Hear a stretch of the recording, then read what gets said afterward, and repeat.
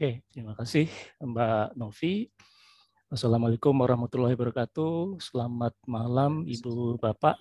Salam sejahtera, salam sehat untuk kita semua. Ya, pada kesempatan hari ini saya akan menyampaikan cerita ini. Jadi saya ikut Pak Lili aja lah kalau itu kan cerita dongeng ya. Tapi ini dongengnya ada ininya apa kaitannya dengan temuannya Bu Nini ya. Ini terkait dengan satu prasasti di Museum Sejarah Jakarta yang diletakkan dekat dengan relief kapal VOC ya. Jadi ini saya mendapat informasi dari Bu Nini bulan Juli 2022 ini sebelum saya berangkat ke Belanda, dan saya coba memecahkan ini misteri prasasti yang bertuliskan bahasa Belanda. Nah, ini dari Bu Nini juga. Saya coba untuk memecahkan misteri ini. Ya, di situ ada nama-nama, ada kata-kata. Burger ini penduduk ya atau masyarakat sipil. Kemudian ini saya bertanya-tanya ini apakah nama keluarga, gitu. Karena biasanya kalau nama keluarga itu atau dalam struktur bahasa Belanda itu muncul di awal sebagai subjek. Kemudian ada kata land. Wah, apa ini? Tanah atau apa ini? Kemudian ada kata duurkoop ya. Wah, tanah mahal ya. Karena kan dur itu jual, mahal, koop itu beli. Ya, apa hubungannya lagi nih? Buiten itu di luar. Ada bruh, ya. Desa itu penunjuk ya, penunjuk dekat ini.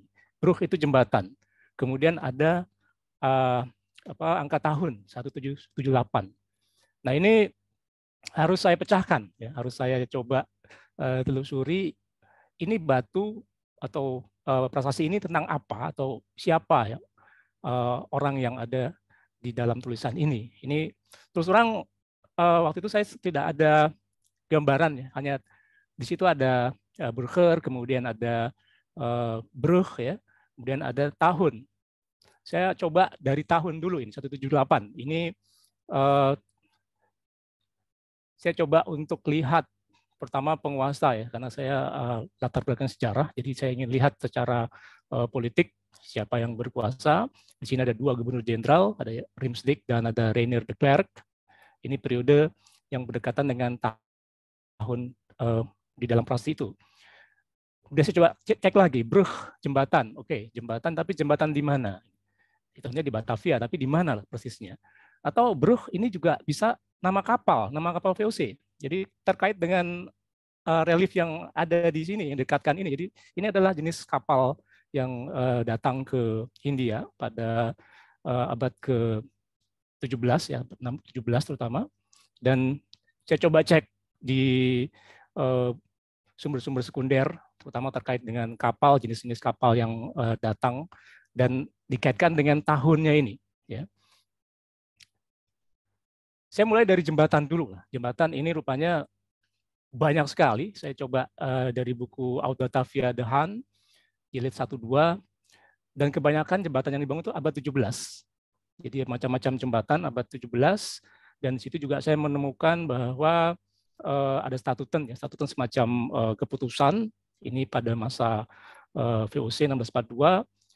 Jadi ada semacam dewan yang mengatur atau yang mengurusi persoalan jembatan. Jadi jalan, jembatan, kemudian juga ada timbangan, itu diatur oleh Schepenen yang mendapat pengawasan dari Balio. Balio itu jenis aparat hukum lah. Jadi berhubungan dengan pemerintahan VOC. Ya.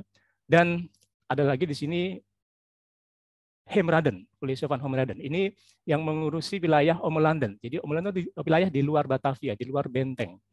Jadi rupanya persoalan jembatan ini bukan persoalan yang sederhana. Gitu. Jadi wah semakin rumit lagi ini. Apa lagi ini? Jadi saya coba untuk cek terutama yang dekat dengan periode yang ada dalam prasasti. Itu abad ke-18, 178. Ternyata belum berhasil. Mungkin masih kurang kurang teliti karena memang sangat banyak sekali. Dan di sini saya juga menggunakan plakat ya, Nederlandse ini plakat, ini kumpulan surat-surat resmi, kumpulan juga akte notaris dari masa VOC, ini dikumpulkan oleh Van der Geest. Jadi ini agak terbantu kalau saya harus baca yang tulisan tangannya sudah semakin pusing saya. Jadi Untuk memudahkan, kebetulan sudah dibuat oleh Van der Zijs. Ini adalah seorang arsiparis, ya. Ada 17 bagian, tapi saya tidak lihat semua. Kalau lihat semua juga waktunya pasti akan tersita untuk melihat ini. Jadi saya cek lagi di sini, kembali dijelaskan bahwa Hemraden, yaitu dewan yang mengurusi atau beroperasi di wilayah Oberlanden, itu juga mengurusi masalah jembatan. Dan mereka dibantu oleh Wijkmeester atau Buurtmeester. Jadi ada semacam penguasa lokal, itu juga membantu mengurus persoalan jembatan. Ya. Jadi rupanya ini benar-benar jembatan itu hal yang sangat penting pada masa VOC. Tapi saya belum menemukan 178 itu atau jembatan yang dibangun itu ada tidak dokumennya. Karena sejarah itu harus ada arsipnya, ya, ada buktinya, dan belum berhasil. Wah, ini bagaimana ini? Bruggen kayaknya sepertinya gagal, atau katakanlah belum mendapatkan titik terang gitu, ya. Dan saya kemudian ke Belanda. Di Belanda rupanya sangat sibuk sekali, nggak sempat untuk mengutik-ngutik ke arsip, ya. Tapi saya mencoba mengutak-ngutik lagi nih. Ini apa sih isinya, ya? Penasaran juga ini. Kalau misalnya ternyata batunya ini ada orang penting di sini, ini sangat luar biasa. Nah, ini sambil lihat-lihat, saya lihat peta ini mungkin landscape-nya Batavia pada 1780, ya. Ini seperti ini gambaran, ini koleksi dari Vrije Universiteit. Rupanya masih bagus, kita masih bisa lihat gunung dari arah kejauhan. Kemudian juga ini koleksi Tropenmuseum Amsterdam. Memang masih belum ada gedung pencakar langit, belum ada gedung bertingkat, masih sangat bersih sekali. Sambil melihat-lihat mana ada jembatan di sini, ya. Mungkin ada jembatan, salah satunya ada yang dibangun pada 1778. Sampai akhirnya saya beralih ke Brug sebagai kapal ini. Saya coba cek ini, apakah ini benar. Ternyata ada. Ini Brug nama kapal. Ini kapal yang dibangun 1708. Ini oleh Kamer Enkhuizen, salah satu pemilik saham VOC, ya. Dan ini dipakai 1708, 1718. Wah, ini mungkin ini nih, yang berhubungan dengan prasasti tersebut. Dan ternyata kalau kita kaitkan dengan tahunnya itu tidak pas, ya. 1778 ini kapal sudah tenggelam 1718. Jadi ini bentuk kapalnya seperti ini. Jadi ini ditenggelam di Sungai Gangga. Jadi perjalanan terakhir itu dari Batavia ke Bengal. Berarti yang berhubungan dengan Brug sebagai nama kapal juga gagal. Waduh, bagaimana ini? Jadi gimana nih? Saya mau ngomong sama Bu Nini, Bu, kayaknya saya nggak berhasil nih, Bu, menemukan misteri ini, ya. Saya nggak berani. Tapi saya coba lagi nih. Pokoknya seperti inilah Pak Lili lah, didikannya Pak Lili itu harus selalu jangan berputus asa gitu. Nah, akhirnya saya coba baca ini yang pesan dari Bu Lini ini nih kan. Ini De Hamburger Landburkop gitu. Saya utak-utik. Dipikir-pikir semakin jadi pikiran. Jadi makanya gimana caranya ini? Saya berikan tanda kuning. Coba saya fokus pada bagian atas dulu deh. Ini ada Hamburger, ada Landburkop. Jadi yang bawah itu kayaknya tidak terpecahkan ininya. Saya coba lihat-lihat lagi sambil dipikir-pikirkan, diutak-utik. Kemudian saya coba fokus pada prasastinya. Saya coba lihat, ini nggak kelihatan, makin saya zoom malah makin nggak kelihatan, ini nggak karu-karuan. Akhirnya memang tidak ada kaitannya dengan kapal, jadi mungkin peletakannya juga keliru, ya, karena dipikirnya ini VOC, dekatnya tempel di dekat VOC. Dan akhirnya dengan bantuan mata dewa, saya coba untuk melihat apa sih isinya tuh, karena kan saya juga penasaran juga gitu, apakah benar apa yang dicatat oleh Bu Nini tadi, yang pesan tadi itu kan. Saya cek lagi, waduh, ini rupanya ini, kayaknya ini di sini kuncinya. Ini seperti tulisannya, ya, dan saya coba transkrip ulang. Jadi rupanya itu Den Burger, bukan De Hamburger. Nah, ini semakin kelihatan. Kemudian bukan Land, ya, Land, tapi Janant. Kemudian Burkopnya tetap betul, ya. Hayford betul, Zijnbuiten betul, Jazenbrug betul, Gelegd in, bukan Gelegden. Nah, ini sepertinya ada titik terang, ya. Kita mulai mendekati siapa nama atau tokoh yang ada di batu prasasti ini. Saya fokus ke bagian atas, saya lihat lagi Durkop ini nama keluarga atau nama orang. Oke, saya mulai dari situ, Durkop ini. Saya ingat waktu pertama kali belajar bahasa Belanda, terutama bahasa Belanda kuno sama Pak Lili, pokoknya subjek, PV, dan res. Gitu. Subjek itu di bagian depan. Setelah itu kata kerja. Berarti kata kerja tadi yang terkait dengan bentuk lampau dan sebagainya. Fokus di subjek. Nah, itu dan Burger Yanan Durkop. Saya ingat lagi, oh ya, kalau bahasa kuno itu I sebenarnya Y. Oke, Yanan, saya coba susur ini. Yanan Durkop orang India, Belanda atau apa ini? Maksudnya kok aneh nama Belanda seperti ini. Saya coba pisah-pisah lagi. Ini mirip seperti apa Da Vinci Code gitu ya, di otak-otik gitu.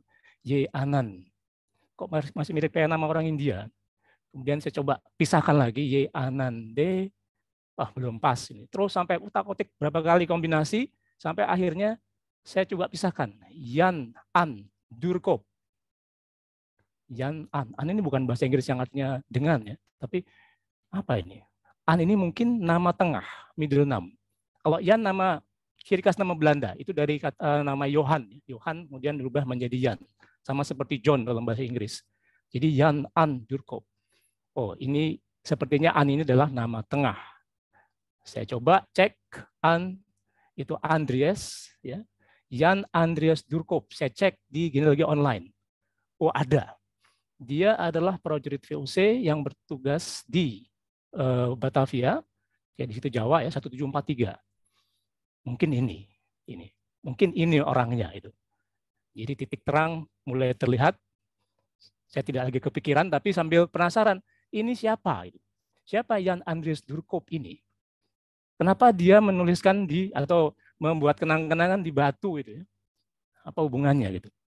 Saya coba telusuri dan ternyata banyak sekali. Sudah ada beberapa ya, terutama sumber sekunder yang menyebutkan Jan Andreas Durkop ini.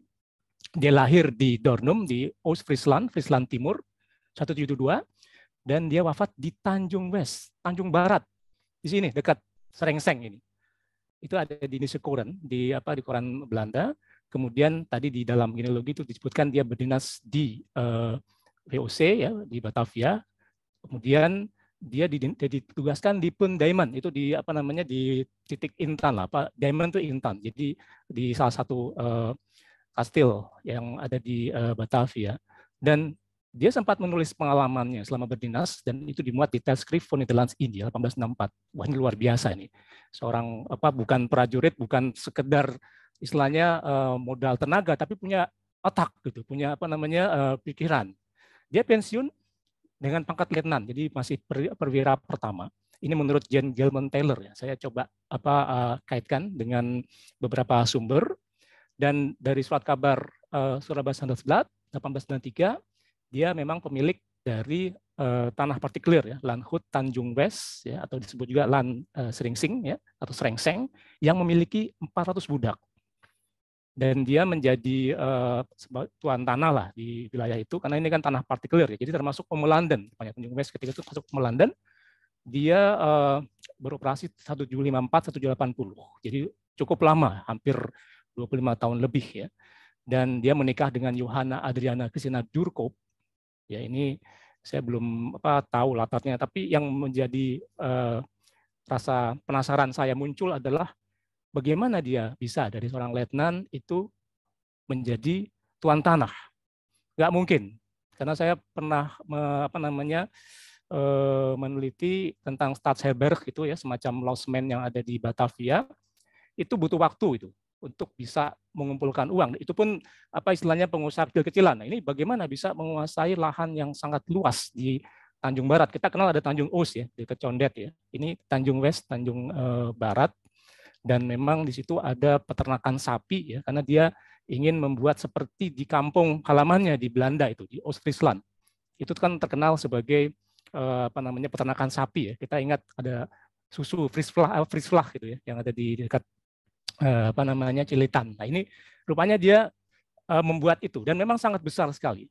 Kita bisa bayangkan 400 budak ya pada saat itu, dan letaknya dekat dengan Tanjung Oost ya, Tanjung Timur. Dan dia kemudian diangkat menjadi mayor tituler. Ini lagi ramai juga sekarang ya. Kita ada seorang selebriti yang jadikan kolonel Lieutenant Colonel Tutelar. Ini dia Mayor Tituler Infantry. Ini dalam Verhandlingen tahun 79. Kemudian dia juga anggota Heemraden tadi. Jadi kita sudah kenal tadi. Heemraden itu semacam dewan yang mengurusi wilayah Omelanden. Dan juga anggota Batavia's Genootschap. Wah, ini benar-benar orang luar biasa, bukan orang biasa. Ini menurut Taylor, ya. Kemudian juga disertasi dari Hans Groth, ya, yang membuat tentang Batavia's Genootschap. Ada nama Durkop ini. Nah, setelah Durkop wafat, istrinya menikah dengan Jonas, ya, kemudian sama-sama tentara, kemudian dinas ke Jepang dan kembali lagi ke sini, kembali ke Batavia untuk mengurusi peninggalan suaminya. Nah, yang menarik, saya baru saja membaca artikel dari Jane Gilman Taylor.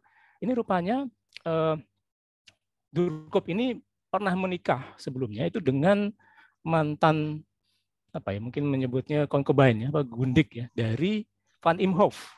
Nah, ini mungkin jawaban kenapa dia bisa memiliki lahan luas di Tanjung West ini, gitu. Karena kan tidak mungkin dari seorang prajurit biasa kemudian memiliki lahan yang luas. Nah, ini kalau ibu bapak yang belum tahu wilayah Tanjung Barat ada di sini, ya. Ini selatan Jakarta, ini kebetulan dekat dengan rumah saya. Kalau saya jalan pagi ini lewat sini. Ini bisa melipir di sini, ya, dekat dengan Srengseng ini. Ini Tanjung Oos-nya di sebelah sini. Jadi memang jauh, ya, dari Batavia, jatuh dari kastil, ya. Nah, ini yang sekarang ini tahun 1914, ya. Ini Tanjung West, ya. Ini Jagakarsa, ya. Ini Tanjung West juga. Jadi memang sangat luas sekali. Ini yang Tanjung Oos, ya, Tanjung Timur, dan berbatasan atau dipisahkan oleh Kali Ciliwung. Jadi yang sebelah sini Tanjung Oos, yang ini Tanjung West. Jadi ini setelah Kastelen, ya. Jadi periode setelah Kastelen ini. Nah, ini sketsa dari Johannes Rach, ya, tentang lahan milik Durkop tadi, ya. Dan kalau kita lihat, wah, ini sangat indah sekali, sangat luar biasa sekali, ya. Mungkin tidak terlalu jelas, tapi ini kan menggunakan pensil, ya, sketsa. Dan ini diteruskan oleh asisten Rach, ya, karena dia mungkin tidak sempat menyelesaikan. Kita bisa melihat di sini, ya. Dan juga ada catatan juga terkait dengan lahan ini, ya. Ini dimuat oleh ada di bukunya Wall tentang Indische Landhuis, ya, menceritakan bagaimana situasi di lahan Tanjung Barat ini pada akhir abad ke-18, ya. Dan ini menggunakan gaya barok, ya, gaya barok Prancis, ya. Dan ini lahannya di sini, ya. Ini pintu gerbangnya, ya. Dan sangat luar biasa sekali ini ketika itu, ya. Nah, ini bukti bahwa dia adalah mayor tituler, ya, infanteri dan anggota Heemraden. Ini ada di Verhandlingen Batavia's Genootschap. Dan yang menarik juga, dia di sini ada gelarnya ini. Ini De Manhafte Heer, ya. Jadi semacam gelar bangsawan, ya, gelar bangsawan yang diberikan kepada orang-orang yang tidak ada hubungannya dengan atau bukan keturunan bangsawan. Dan ini yang juga nanti kita kaitkan dengan prasasti tadi, ya, yang menggunakan istilah de Burger. Burger itu kan penduduk biasa itu. Mengapa dia menggunakan istilah itu, tidak mau menggunakan gelarnya ini.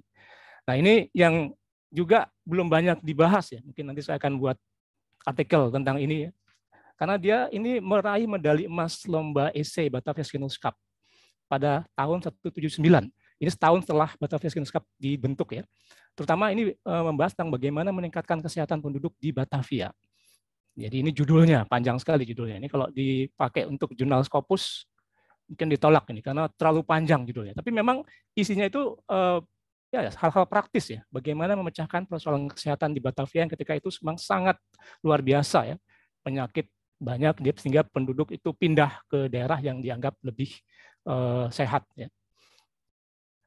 Dan ini tulisannya yang dimuat langsung di Verhandlingen, ya, bagian kedua. Dan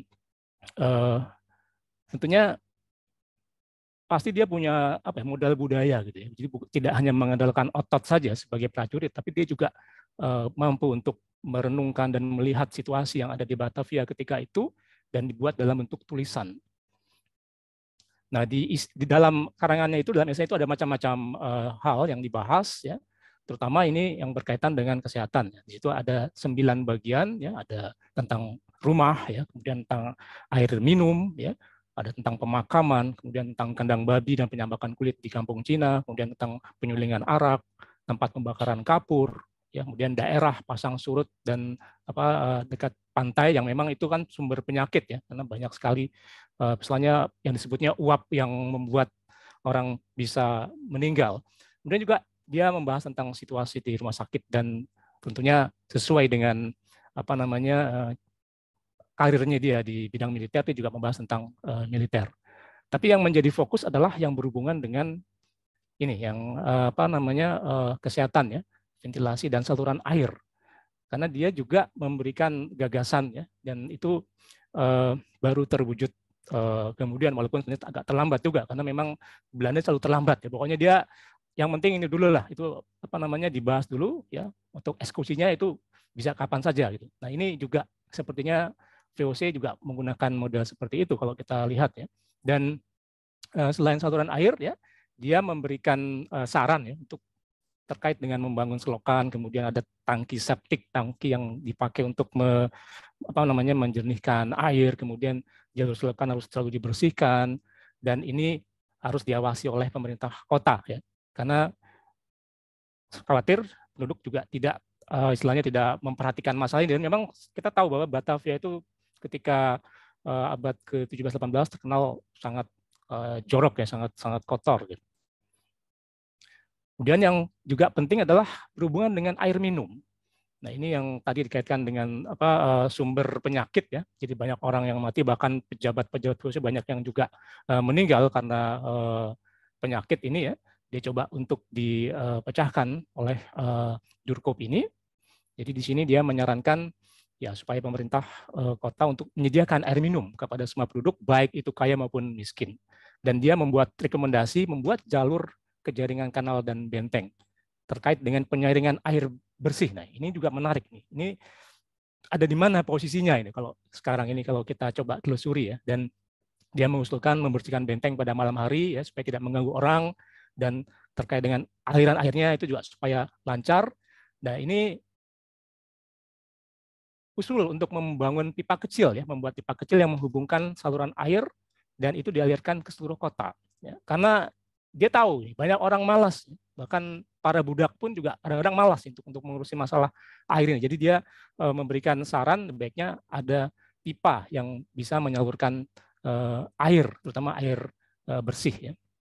Nah, jadi bisa kita katakan, ya, hasilnya ini, Bu Nini, saya sekaligus melaporkan bahwa ini tentang tokoh Jan Andreas Durkop, ya. Ini bukan sosok biasa, mantan tuan tanah di Tanjung Barat, anggota Hemraden, anggota Bateaus Genootschap, ya, dan pemerhati lingkungan pada masa VOC. Tapi ini masih menyisakan pertanyaan. Mungkin nanti kita akan coba untuk telusuri dan kita pecahkan bersama. Ini Brugg, ya, karena dia terkait dengan Brugg, ya. Ini jembatan ada di mana, ya, yang dibangun oleh Durkop. Ini dibangun pada saat atau pada tahun yang sama ketika Batavia Genootschap itu didirikan, ya, 178. Dan mengapa dia menyebut dirinya Den Burger? Burger itu kan rakyat atau warga gitu, ya. Mungkin kalau sekarang kan netizen gitu, ya, warga net, ini warga biasa. Kenapa tidak menggunakan gelar secara lengkap? Nah, jadi saya kira itu saja. Terima kasih. Selamat malam.